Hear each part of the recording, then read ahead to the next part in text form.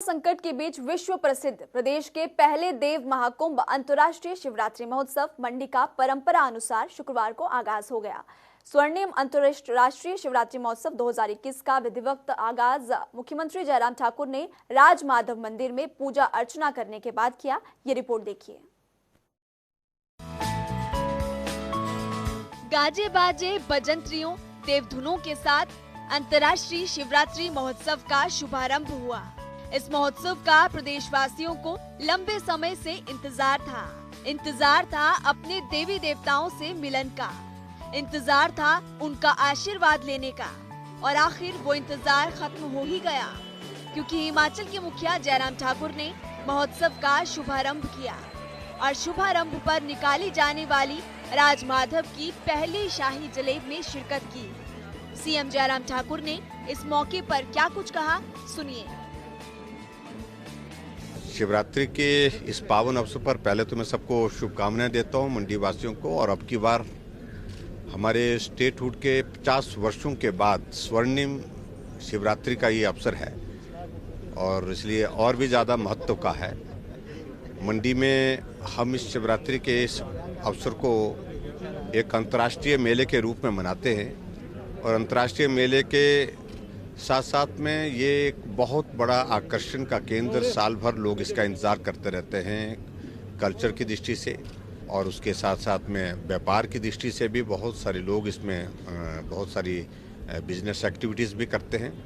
और मैं समझता हूँ कि जहाँ एक तो सांस्कृतिक धरोहर को बचाने के लिए इस प्रकार के जो हम मेले हमारे बहुत बड़ी भूमिका निभाते हैं, वहाँ अब की बार का ये शिवरात्रि का मेला हमारे लिए और भी ज़्यादा महत्वपूर्ण है, क्योंकि ये शहर कभी इससे पहले नगर परिषद होता था, अब नगर परिषद से नगर निगम हो गया है।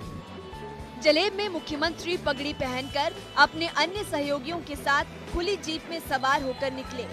इस दौरान मुख्यमंत्री ने पड्डल मैदान में लोगों को संबोधित करते हुए देवी देवताओं का नजराना और बजंत्रियों का मानदेय 5% बढ़ाने का ऐलान किया। आपको बता दें कि 18 मार्च तक चलने वाले देव महाकुंभ से ही प्रदेश में मेलों त्योहारों की शुरुआत होती है। पंजीकृत 217 देवी देवताओं में से शिवरात्रि महोत्सव में शिरकत करने के लिए 152 देवी देवता भी मंडी पहुंच चुके हैं। तस्वीरों में दिखाई दे रही ये झलक कुल्लवी और लाहौल संस्कृति की है। महिलाओं ने पारंपरिक वेशभूषा पहनकर सांस्कृतिक नृत्य किया, तो वहीं देवधुनों से पूरी छोटी काशी भक्तिमय हो गई।